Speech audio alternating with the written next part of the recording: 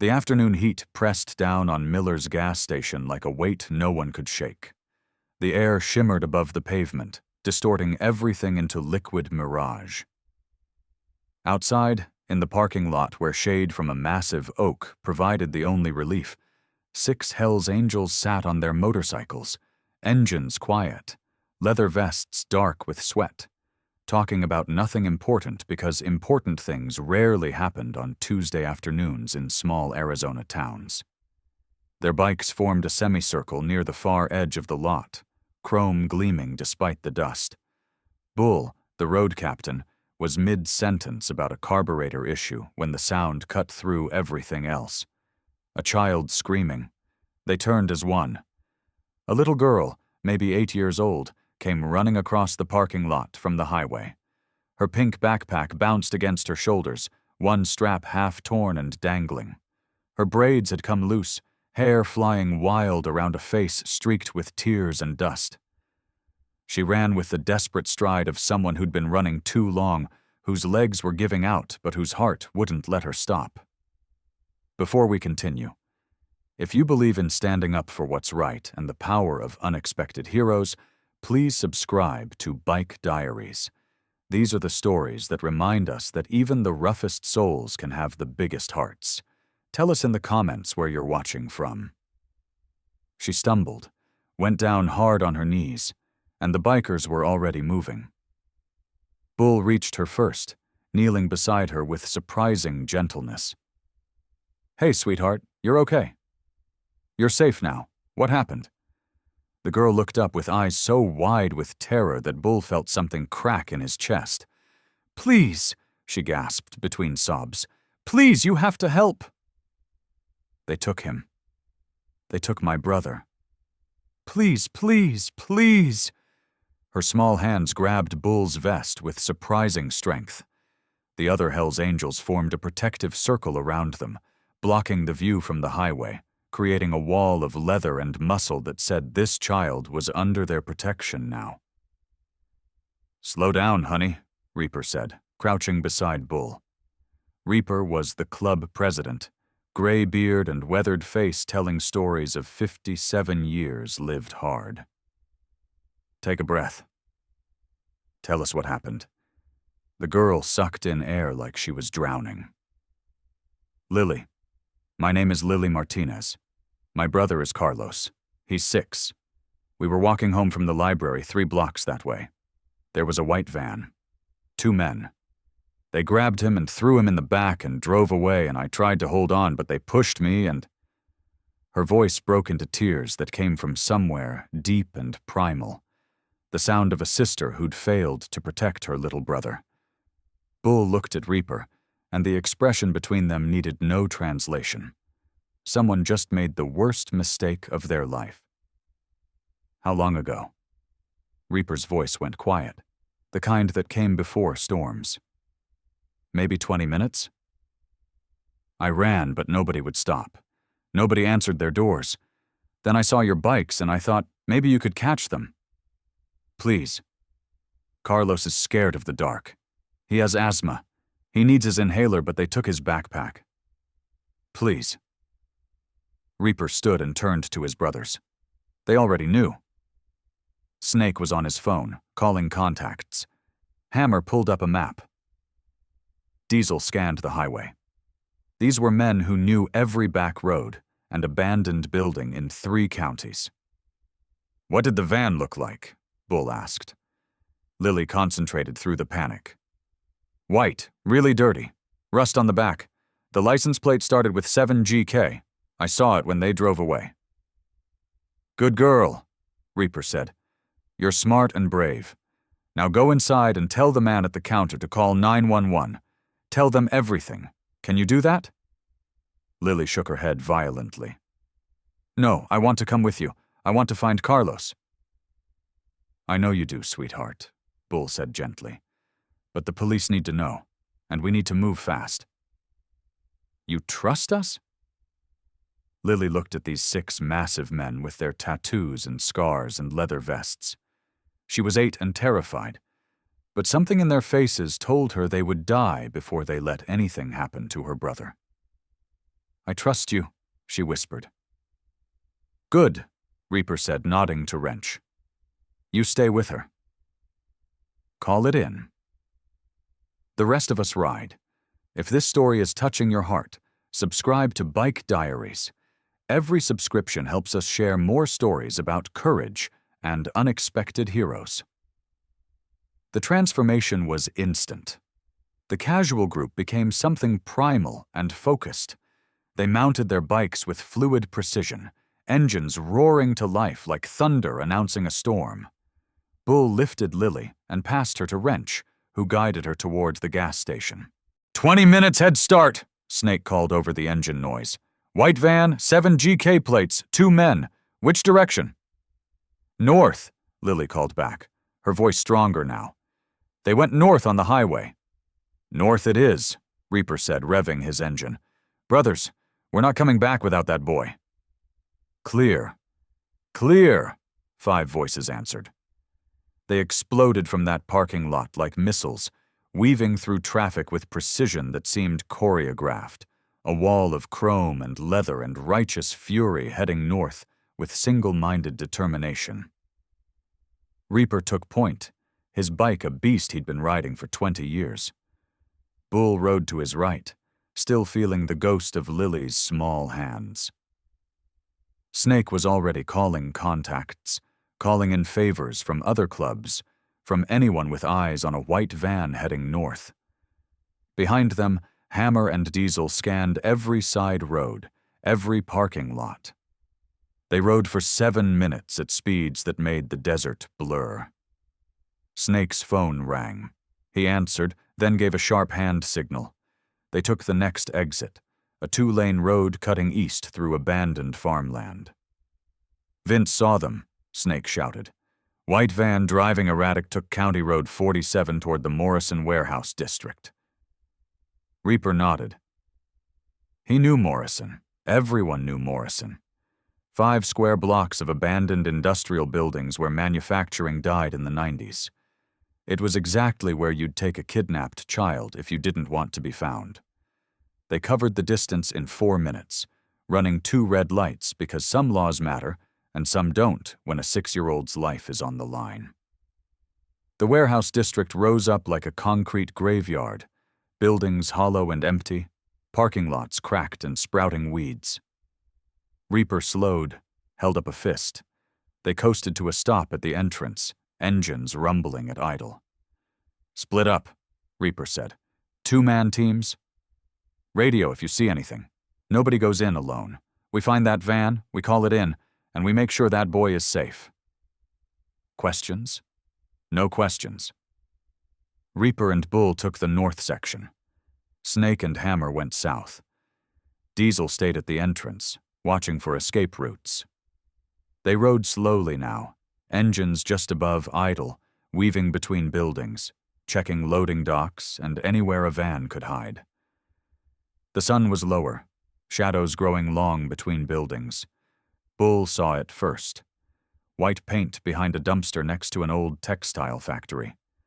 He tapped Reaper's shoulder, pointed. They coasted closer, killed their engines 50 feet away. The van was there, definitely white, definitely rusty, backed up to a loading dock. Back doors closed. No movement. Reaper texted the location to the others, then looked at Bull. They dismounted in silence, moving with the kind of quiet that big men learn when quiet means survival. The warehouse had a side door hanging half open. They approached from opposite sides, listening. Inside, adult voices speaking low and urgent. And underneath, a small voice crying. Police are on the way, Reaper whispered. But we're not waiting. Bull nodded. They'd both done time. They both knew what going in might mean. But they'd seen Lily's face, heard Carlos crying, and some things mattered more than parole violations. Reaper went through first, low and fast, Bull right behind. The interior was dim, lit by sunlight through broken windows. The space was huge and empty except for old pallets and debris. In the center, in a shaft of dusty light, 2 men stood near a small figure on the floor. Carlos was tiny, curled up with his arms around his knees, face buried, body shaking with silent sobs. The men heard them and spun around, surprise and fear flashing across their faces. "Hell's Angels," one breathed. "That's right," Reaper said, his voice carrying like judgment. "And you made a mistake. A real bad mistake. That little boy you took, his sister found us, and now we found you." The men looked at each other, at the 2 massive bikers blocking the doorway, and ran toward the back of the building, toward a fire exit. Bull let them go. He walked straight to Carlos, boots echoing on concrete, and knelt beside the terrified child. "Carlos, my name is Bull. Your sister Lily sent us to find you. You're safe now. Nobody's going to hurt you." Carlos looked up with eyes swollen from crying. "Lily? Is Lily okay?" "Lily's fine," Bull said, his voice cracking slightly. "She's real brave. She ran all the way to us and told us what happened. She's waiting for you. Want to go see her?" Carlos nodded, then threw himself forward, wrapping small arms around Bull's neck. Bull lifted him easily and held him against his chest, where Carlos buried his face in the leather vest and cried. Behind them, shouting, a door banging, tires squealing. The 2 men had made it to the van, started the engine, and were pulling away when Snake and Hammer appeared on their bikes, blocking the exit. The van swerved, clipped a light post, came to a lurching stop with steam race.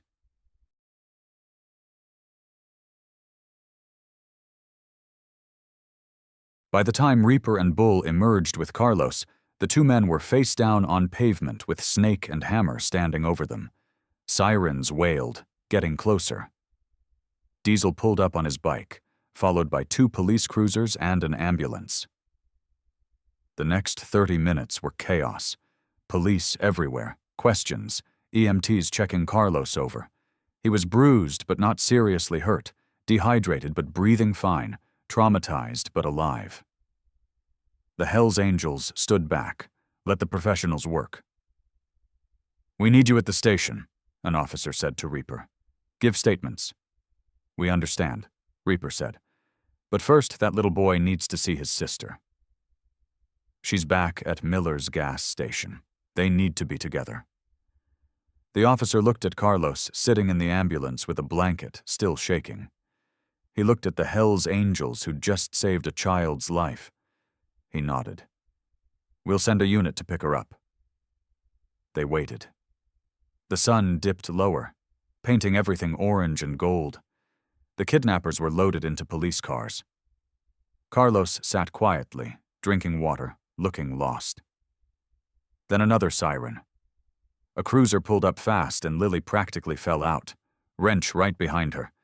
She was running before her feet hit the ground. "Carlos!" she screamed, and he turned, saw her, scrambled out of the ambulance. They met in the middle of the parking lot and collided in a hug that made every person there stop and watch. Lily was crying and laughing, checking Carlos over, touching his face. Carlos clung to her, saying, "I knew you'd come, I knew you'd come," over and over. The Hell's Angels stood in a loose circle, watching. Nobody spoke. This was different. This was what they were supposed to be.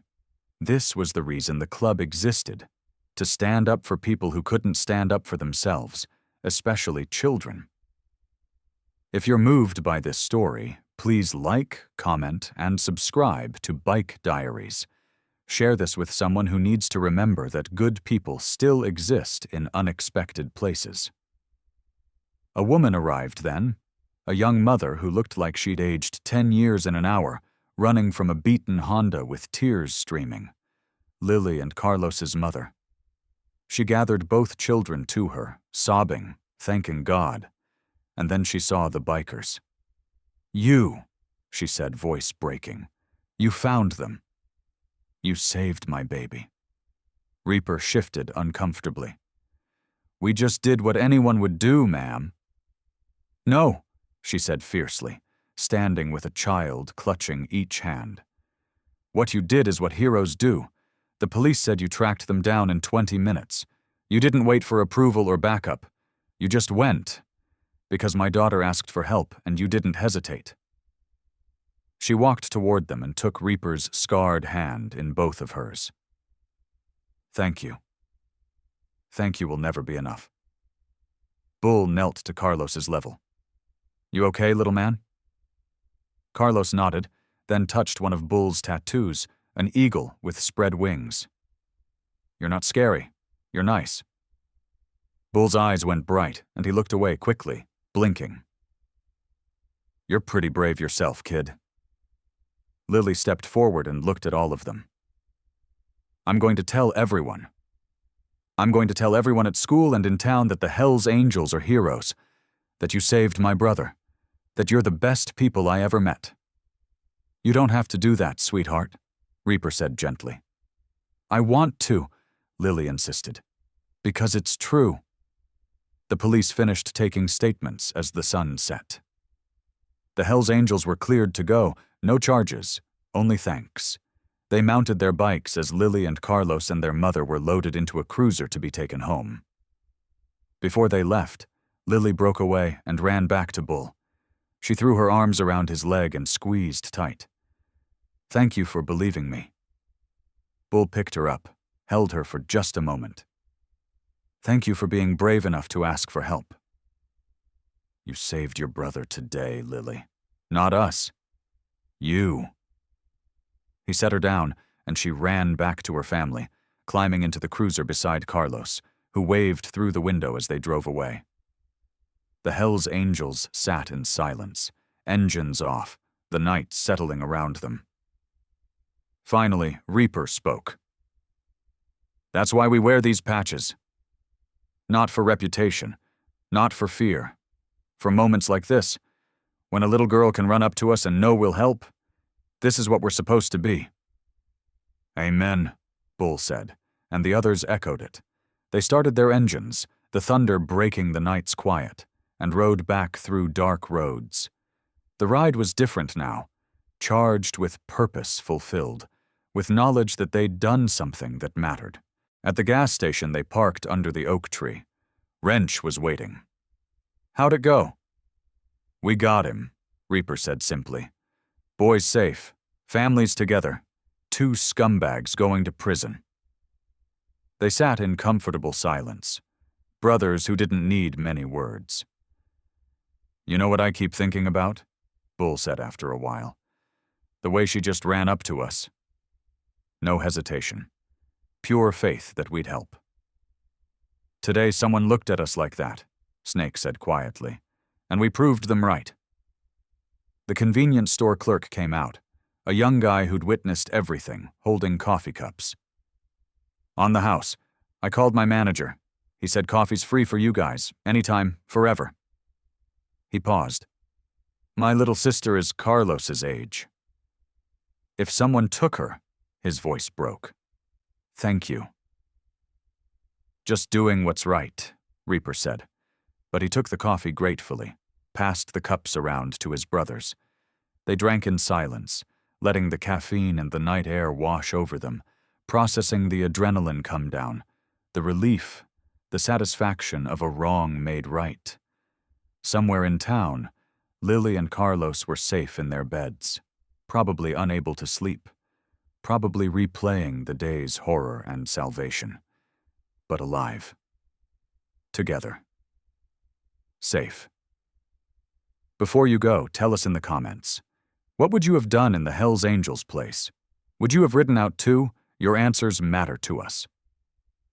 An hour later, as they finally prepared to ride their separate ways home, Bull's phone buzzed. A text from an unknown number. He opened it and found a photo. Lily and Carlos, both grinning despite the exhaustion in their eyes, holding a sign they'd made from cardboard and marker. It read, "Thank you, Hell's Angels. You are our heroes." Bull showed it to the others without a word. They looked at it, these hard men with criminal records and rough pasts, and every single one of them felt something shift in their chests, something warm and unfamiliar and good. Save that, Reaper said. Print it out. Put it on the clubhouse wall. Because that right there is what we're about. That's our legacy. Not the miles or the parties or the reputation. That. 2 kids who are alive because we were in the right place and did the right thing. They rode home separately that night, each man alone with his thoughts, the roads familiar and dark. But they carried with them something precious, the knowledge that for all their flaws and mistakes and rough edges, when it mattered most, when a child's life hung in the balance, they'd been exactly who they needed to be. Heroes don't always wear capes or badges. Sometimes they wear leather vests and ride motorcycles and have tattoos that tell stories of hard lives lived. Sometimes they're the people society fears or dismisses or tries to forget. But when a little girl in pink sneakers runs up crying for help, they're the ones who drop everything and ride into the sunset to make things right. The engines faded into the distance, leaving only the quiet Arizona night and the memory of thunder that had preceded salvation. And somewhere in a small house where 2 children finally slept safely, Lily dreamed of motorcycles and men with big hearts who proved that family isn't just blood. It's anyone who shows up when you're scared and refuses to let you down. If this story reminded you that goodness exists in unexpected places, don't forget to like, share, and subscribe to Bike Diaries. These stories matter. They show us that even in a world full of darkness, there are still people who ride toward the light. The Hells Angels didn't wait for headlines or approval that day. They didn't wait for permission or backup, or someone to tell them it was okay. They just rode, not for glory or recognition, but because a little girl believed they would help, and they couldn't let her down.